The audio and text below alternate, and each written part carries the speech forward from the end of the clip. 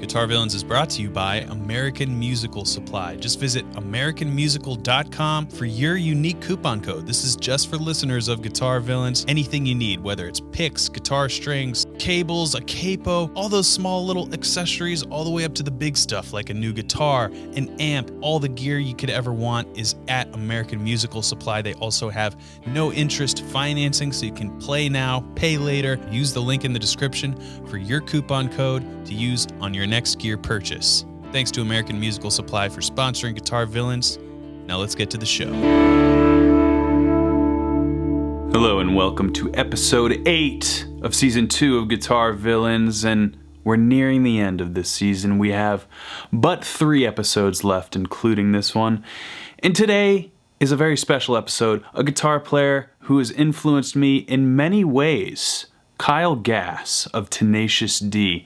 His songwriting, his musicianship, his overall demeanor is infectious. We're going to talk about everything, including murder, the art of songwriting, and the majesty of facial hair, among many other things. How's that for an eclectic podcast? This is what podcasts are all about. Long-form conversations that dip and weave, just like Tenacious D's songs. And of course, you can count on me to have asked all of the mythological folklore questions that you need answers to regarding the D. Without further ado, Guitar Villains, Kyle Gass.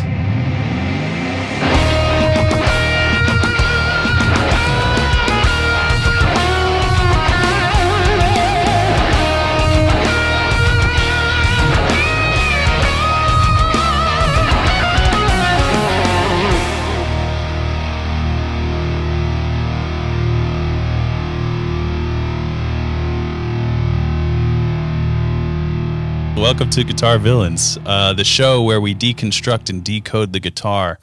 And Kyle, I have to say I've had some people with rather majestic beards on this show, from Zach Wilde to John Petrucci to Steve Vai and Bumblefoot. And I have to ask, and this is a semi-serious question because I've gotten mixed answers. Do you find that your beard enhances your musicianship in any way? Yeah. For me personally, it gives me another layer to hide behind. I'm pretty shy, actually. And so a beard is, gives me a little armor, facial armor. Great. So the show is called Guitar Villains because I think, I think villains are cooler than heroes. I've always found the characters are deeper and more memorable. So the first thing I want to ask you is, out of all the movie or comic book villains out there, who would you say, if any, you identify with the most? And this could be something as simple as appearance or as nuanced as a character trait you share. I would say Goldfinger. Goldfinger. He is the man with the Midas touch. Watch out, we're going to get a copyright claim. Uh-oh. I said under 12 seconds or whatever it is. Yeah, you're good. Okay, Goldfinger. Is there any particular reason? Do you like the theme music in 007, or is there something else? I do like that one. Of course, the great Shirley Bassey, I believe, sang that one. Mm-hmm. What an Oscar. I love that song. And they usually have some great tunes in the whole series. But I identified with Goldfinger. It's sort of enjoyed it. We enjoyed it, Mr. Bond. The Phrygian mode, I believe, is that theme song. I believe it. My modes are a little outmoded. Outdated modes. Well, we might be brushing up on them a little bit, but I like that. Goldfinger. Yeah. So first things first, I have a couple softball lobs for you. Burning questions.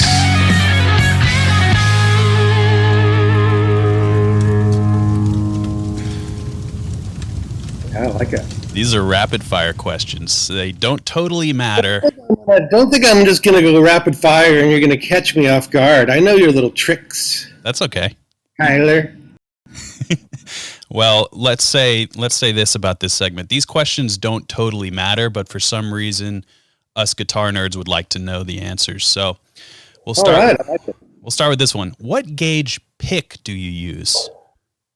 Medium. I think it's a 62. Oh, 62. That's kind of light, right? I use a bass pick. I believe it's 62s. Yeah. I like a little flex, but not too much. I think I'm a medium. I'm usually a medium guy. But I like the bass pick, the triangular ones. Got it. Okay. Yeah. What about string gauge? I usually go 12s. On the acoustic, right. And what is your number one guitar right now? It's a Takamine, my old Takamine. It's got a cutaway. It's got this greatest tuner I've ever had in a guitar. Mm-hmm. And it's also got the lowest action. So for me, the lower the action, the more fun to play. Because I'm lazy fingers. And yeah, it's the one I just pick up, I've noticed lately. And it sounds good. It sounds like me. It's not like a classically great sound. I have a Martin that I have been liking. But I noticed just guitars, we're getting nerdy. This is your guitar nerd show. Yep. I'm a guitar nerd. Great. I notice I have a lot of guitars because I love guitars. But I don't necessarily like them like super nice. I'm not a collector. I'm a player. And I play them all, and they kind of go in and out. Their stocks are sort of, you can only play one at a time, so it depends on mood and how they're sort of playing, strangely enough. Yeah. I don't take especially great care of them. I'm not, like, super proud of it, but like I said, I'm not even that emotionally attached to them. They're more tools to me than actual sort of sentimental items. Of course, I have a few that are, but... Yeah, that's how I feel about a lot of my guitars, too. There's like one or two that I would grab out of the burning house fire, but most of them would be like, burn. Yeah, that's interesting. If I had three, I think, yeah, I'd probably know which ones.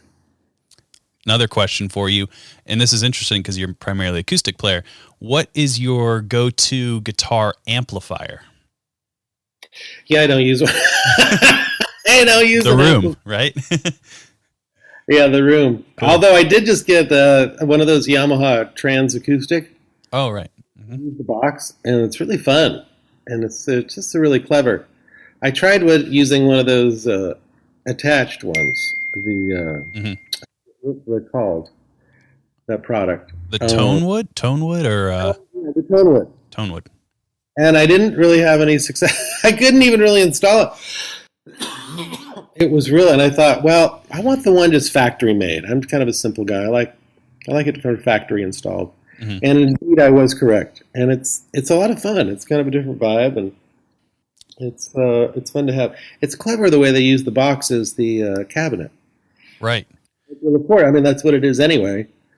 And then you just have it bounce around in there, and by gum, it's a little speaker. I bought this cube. A little busking thing just for fun. Mm. It really sounds good. It's kind of like it's kind of a busker special, and it's fun. I've been playing around with amplification, but yeah, normally I just like to acoustic or I go a DI. Yeah. And, do you find that you like the amps more for just the volume boost, or you like the effects on them too? Oh, I love the effects. They're just fun to play around with, but they're usually a trap.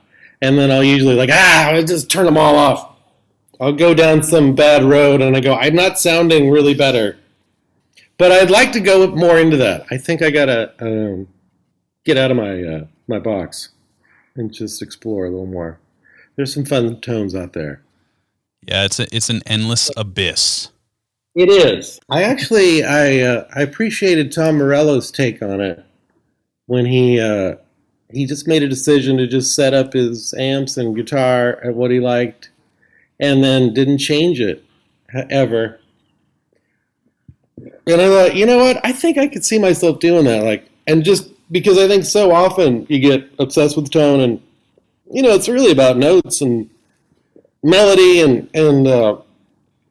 finding good musical things as opposed to effects.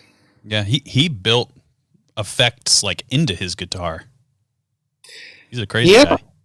Yeah, the jury was kind of out for me a little bit on Tom sometimes, and I thought it's a little gimmicky, but he's a real player. He's legit, and I really admire his style and playing.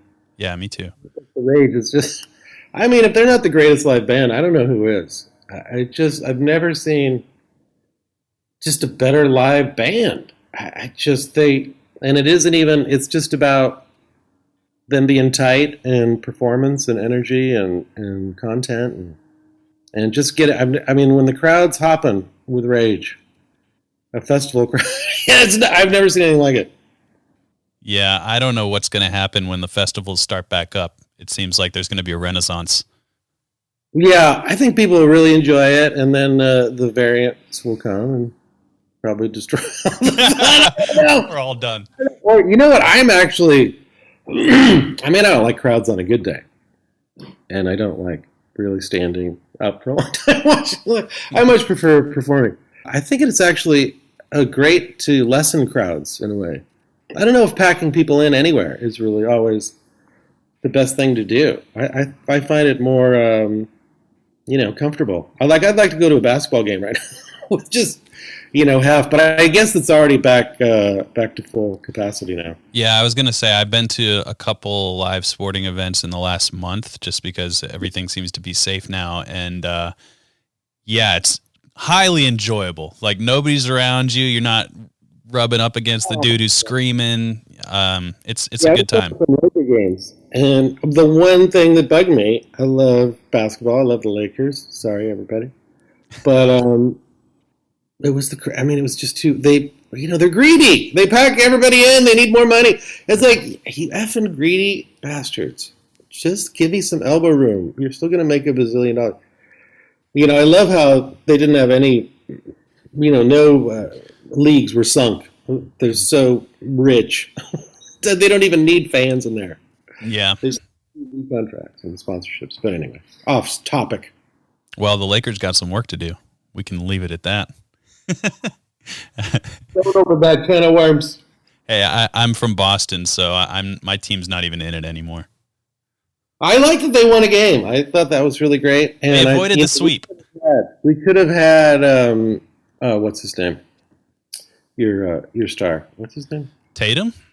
We got Lonzo instead of Tatum. Yeah. Jason Tatum. And I'm like, wait a minute. I'm sorry. This guy looks like he looked possibly Kobe-esque. I mean, quite frankly, he's had the size and it just looked like, this guy's. But Lonzo, he had the flashy appeal, but it just was one of the great bad drafting. Because it was right there. It was 2 and 3. It's like, well, they were obviously the next guys are probably going to go. And Lonzo just kept going up and up. It's just the hype and the dad and everything. The dad may have something to do with that. Yeah. Good work, Dad. Yeah. Good job. Cool, man. Well, let's move on to another segment. I call this one Name Those Notes. Let's say that sounded like an A. Oh, pardon. So this concept is pretty simple. I'll play you a quick sequence of notes from songs you have recorded over the years. I was wondering, now, wait a minute. Are you just checking if they have perfect pitch? But no. No. So you have to guess what song these notes come from. So they're little snippets, and we'll go. They're not too difficult, so you don't have to get too nervous. But we'll start with something very easy and get progressively harder. Sound good? No, go. Okay. You'll surprise yourself, I think. All right. Here's the first batch of notes.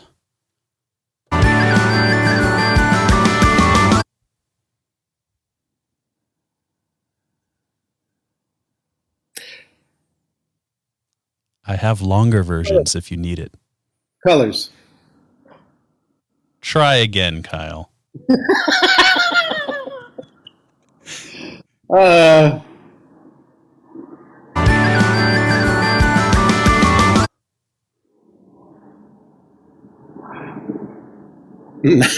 I'm stumped. Papageno?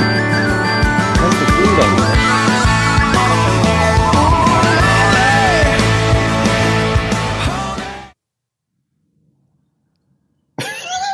I don't know. It's Cakey from What? From Thundering Herd.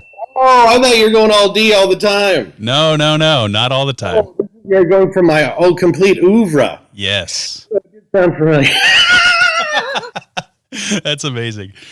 Cakey, that is a great track, though. I love the track. You're playing flute, right? Yeah, I'm playing recorder. Recorder, right? Okay, and guitar and vocals in that project as well.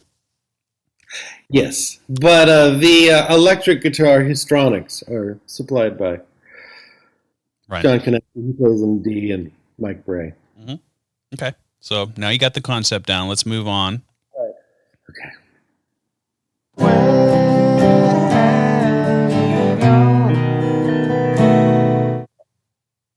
Dude, I totally miss you. Correct. Now, who was that singing? It sounds like me. It is you. Why am I singing that? Beautifully singing it. It's a lesson you did on this song. Oh my! from the Guitarings, the classic series. Yes, and we were. This is such a great chord progression and melody, and I couldn't really figure out like who writes what when it comes to Tenacious D. So if it's a riff of yours or Jack's or whatever, just feel free to correct me.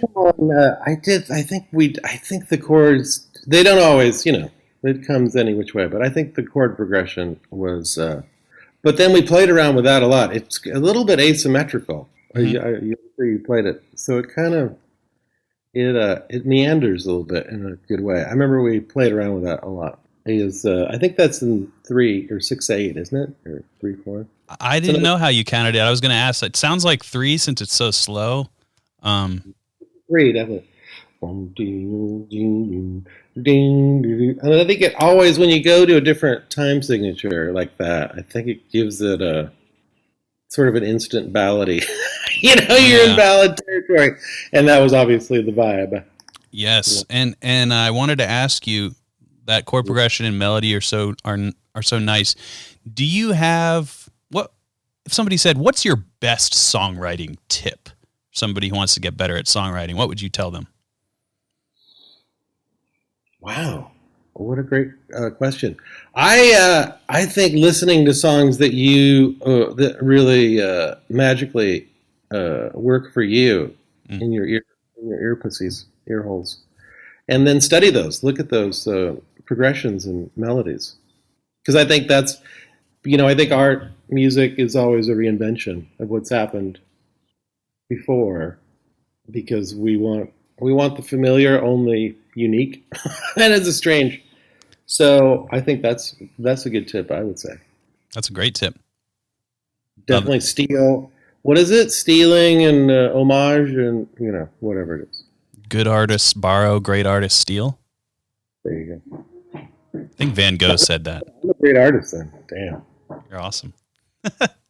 Another group of notes for you. Here we go. Oh, come on. Why? It's our signature tune, Tyler. Of course. Now, I'm not going to ask the same question you've been asked a billion times, I'm sure. Oh, go ahead. Well, let me put it this way. Yeah. I think this is a tribute to either Stairway to Heaven or One by Metallica. That's what's out there in the ether. You can confirm or deny either of those. It is. I think we've spilled the beans. I guess, there is a school where you really should never say anything. Your song, I thought that's not a bad way to go, but we didn't, and that's what it. But it's also, we did obviously in the HBO series, mm-hmm. And when we used to do the song, the Stairway was, and that was, when I was growing up, that was the Citizen Kane. It was just like, well, we can all agree that's the most epic, great rock song, was Stairway to Heaven. I mean, it's so much that it's cliche, and now we probably don't consider it maybe that way, but it still has that. Wayne's World might have just killed it dead. Yeah.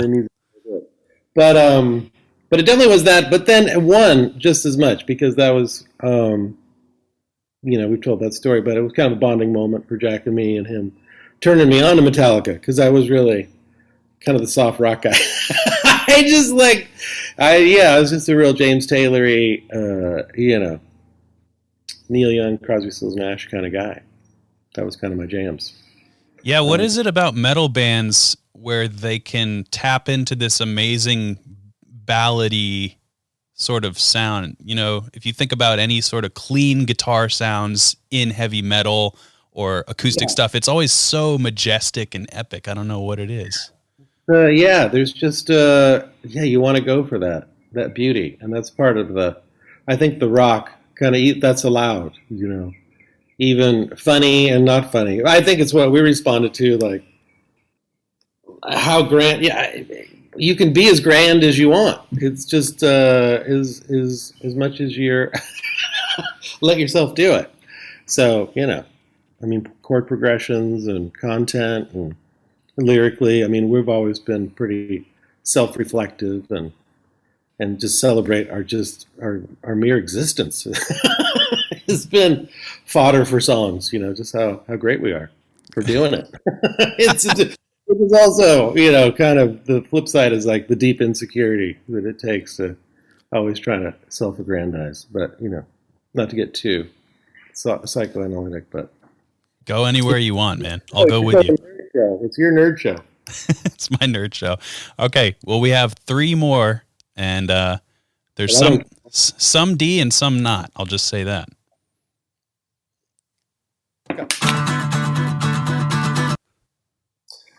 Rock is Dead.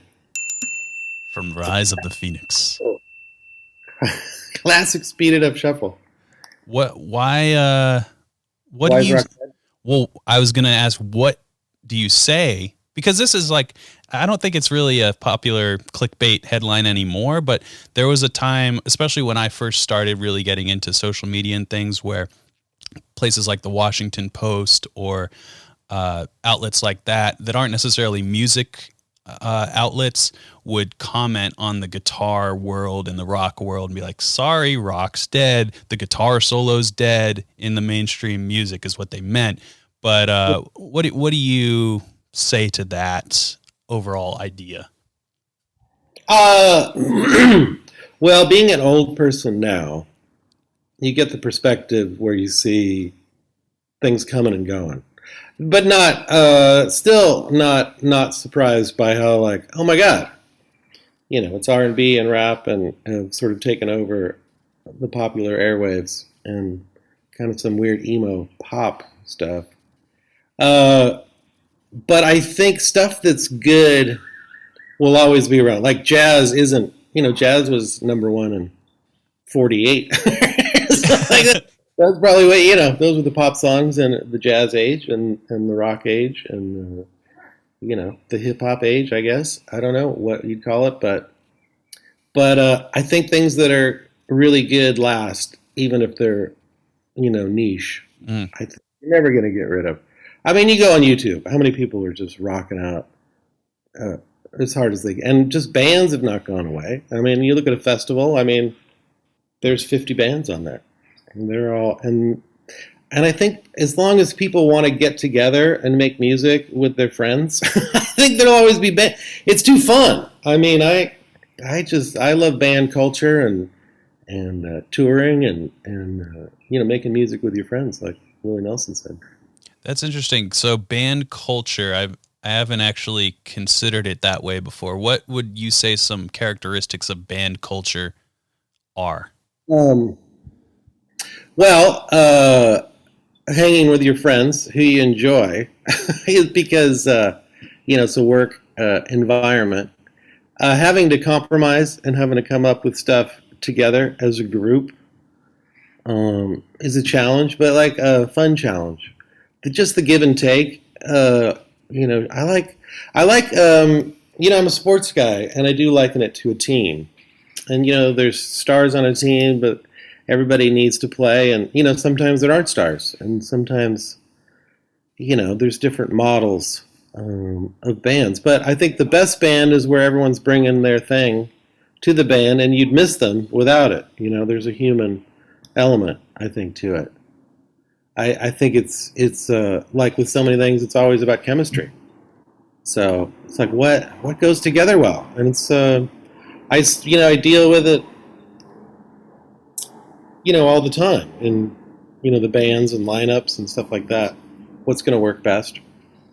Yeah. And it's a lot of fun. I think sometimes making music in a vacuum can be a little hard, which we've been doing for like another last. I was about to say that's like all I've been doing. Yeah, but on the other hand, it's been a great chance to kind of go inward. All journeys are inward, as they say, as the guru says. I'm going to start saying that. That's a good one. Yeah, it's true. 2 more for you. Here we go.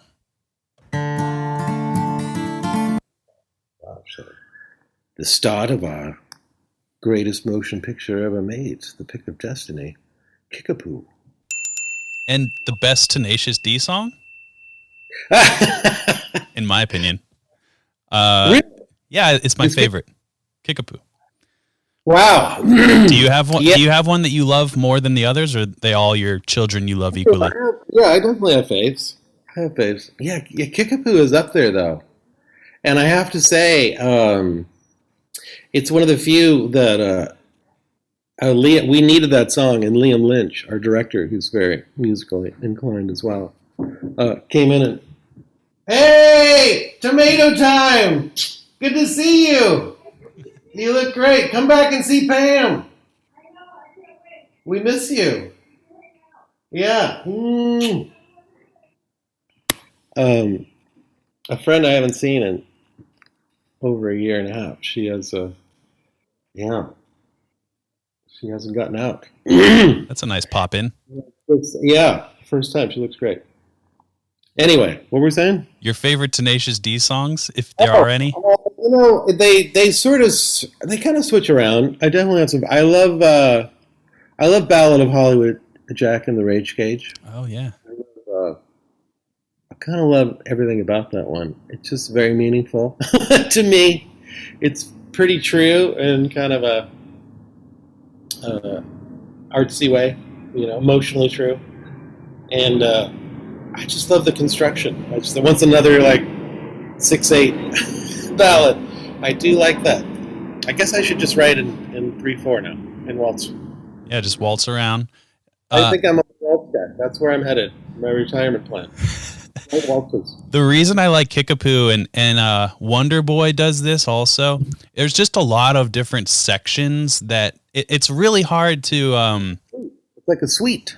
Yeah, because sometimes when you're recording music, especially in this past year, where you're like recording music into your computer, like a lot of my audience does that, and it can really sound disjointed when you like record a section and then another section, and it never really feels like a song unless you really nail it. And that's what some of your guys' songs do. Is there's so many different little bridges that I think are just really fun to listen to and take you on a little adventure. And I don't know if you do that intentionally, but yes, I think that was both our lack of songwriting craft, sure, and kind of inherent with Jack's love of telling a tale. He likes and is good at that. So yeah, both those things. I think we like that sort of thing. All right, last one here. Oh boy. And this one was kind of hard to pick a section, so I just kind of went. Vaccinated. Well, you went right with the title. I love that one. Well, that's so crazy because that song's out right now. The Vaccinated Ramones parody, the Kyle Gass. A parody of. That's my very first single dropped ever. Well, I was going to ask you. I've never done that before. Is this like the beginning? Is this going to start off a new EP of a new EP or a new album, or you're just celebrating your vaccination? I have some songs that just kind of been sitting around and on sort of a, I have the Kyle Gass Band, which has been great, and Trainwreck, which is another incarnation. Mm-hmm. And then I have songs that just sort of fall away and looking for a home. And I thought, gosh, I got to release these. So, and I do love to tour, so I'm always looking for a way to sneak back on the road. So I thought, Jack's doing a movie or something. I sneak out and I go to Europe. And I love Europe. I love playing in Europe. Europe, if you're listening, book me. Where's your favorite spot in Europe? I do love it all. I love Germany, and I love Austria, and I love Denmark, and I love Sweden and Norway, and I love the UK, and I love Ireland, and I love everywhere over there. Italy, I love. Even sometimes I love France. I do that all the time. I love Switzerland. Oh God, that's really so lovely there. I was in Switzerland for 43 seconds, and I sprinted across the Zurich airport. It's overpriced, and they can be a little snooties. But let me tell you something, man, I've never seen such natural beauty in all my days. It's just around every corner is another jaw-dropping. Yeah. I'll have to go back there one day. That's too. So this video, the Vaccinated, is the name. Yeah. It's coming out June 4th. Coming out, this Friday. Where are we going on? You put the song out, and then you're putting out a video. I'm interested. There's a very interesting artwork, and I don't know what to expect from the video. Expect a very little budget, and it's very quick, but very entertaining, and a lot of guest stars. If you can pick all the guest stars out, you should win a prize. Great. Yeah, we packed them in. A friend of mine, Julie Spiker, was nice enough to edit, and then her husband, John Spiker, is our bass player, tour manager, producer, engineer. He's a man of many hats. They're very talented, power couple. But she'd help me out, and we just shot footage and sent it over, and it's gonna be, it's gonna be what it is. That's a great way to put it. Yeah. It's gonna be what it is. And I never ever have said that. I don't know why I'm saying it now. It's great. I'm not 100% sure this is a joke. Yeah. I think a rumor was going around at some point that you were the youngest graduate of Juilliard. I'll tell this story again because I've gone every which way. It's the funniest thing to me because I think it was on Conan, or was it on... It was on a talk show a long time ago, I think for the first album, and I said it as a joke that I was the youngest, and I said it with I'm a really tremendous actor, Tyler. I know. I've read your IMDb. As you see, I mean, I work consistently once or twice a year in this town. Your appearance in Elf is unmatched. Maybe the best part of the movie. It is it's an iconic appearance. It definitely is. I've always wanted to be in an annual. But what was the question? I didn't really ask a question. My main thing was, are you actually a child prodigy grown up? Oh, that thing. Oh, so I said it on a talk show one time, and I said it with such a straight face that it had legs of its own. And then I thought, well, I'll just go with it. And then it never would die, and it's always brought up. And then I think even Juilliard said, we don't even have a guitar program, nor would there be a 12-year-old allowed at our school. I mean, I couldn't believe Juilliard got involved. That's when a rumor really has taken on its own life. And I've been impressed with that. I was trying to be funny because it was so absurd, but it's actually flattering that people think that I might be, which is, absurd. So, no, of course not. I just, I worked through the Mel Bay books as best I could and, had a few classical. I actually got into UCLA on a classical musical, but I was just I had to practice. I was not that good. Well, that's why I wanted to bring it up because I know, you're a great guitar player, whether you admit it or not. Really? I'm interested in how you came up. Like, do you go off music theory when you compose? Is it all by ear? What do you rely on musically, from that perspective? I know enough to get me into trouble. I took some theory in college, and I found it to be quite helpful. Before that, I was sort of anti-theory. I mean, I started reading like basic classical to get, and I love that. I love classical, and then I just got caught up in playing rock and pop songs, off the radio, and that just really and then didn't even really think about composing, but but now, so I did study. I was a real huge fan of Ted Green. Do you know Ted Green? Yeah, I know Ted Green. And his books, and I was really into jazz voicings and crazy. That was what really tickled my ear the most. So I'm pretty, I know a lot of chords and kind of how they work, but then I think it really is the magic of the melody and the chords, and so often the chords don't have to be complex. In fact, the simpler the better sometimes. But it's all part of the alchemy of it, the melody and chords. And I sort of fiddle around. I know enough, like I said, I can fiddle, and I just kind of actually am a big improviser. I like to play around and goof around, which I think it's kind of working the muscles for me, always a song kind of working.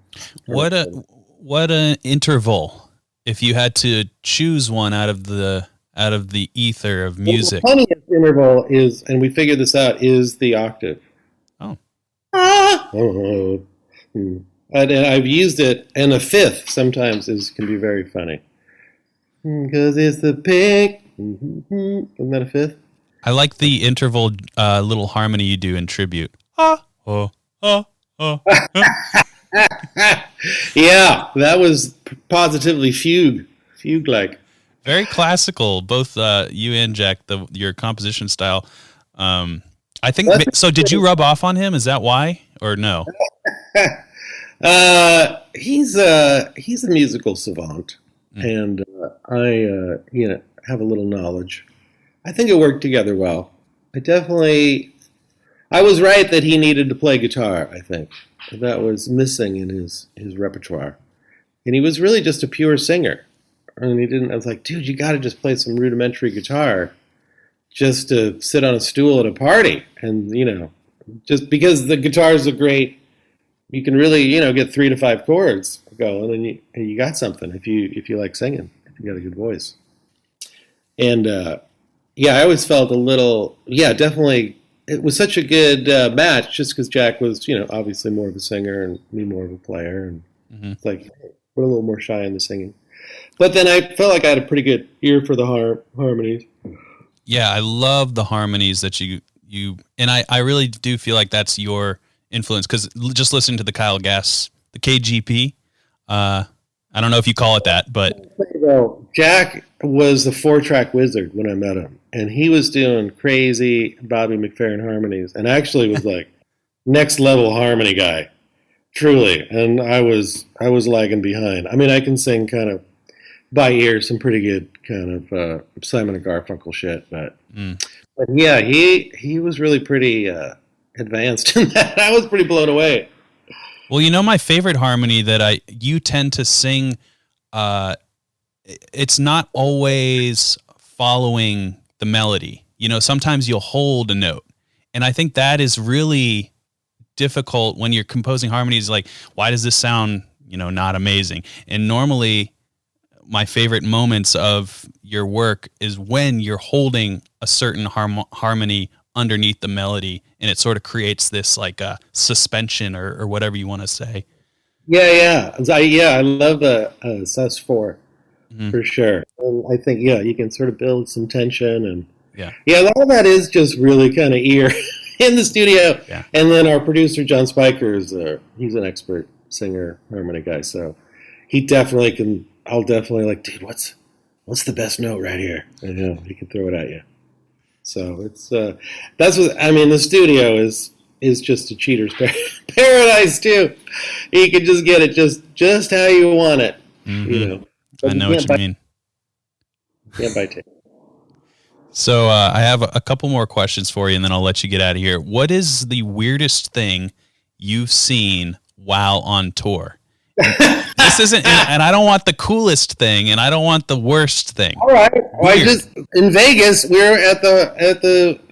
were playing a gig in wild Vegas, and it was out of control, and people were going crazy. And it was a House of Blues in Las Vegas, and they were excited to see us. And then I saw our tour manager on the side of the stage, Gus Brandt, legendary tour manager of the Foo Fighters at all.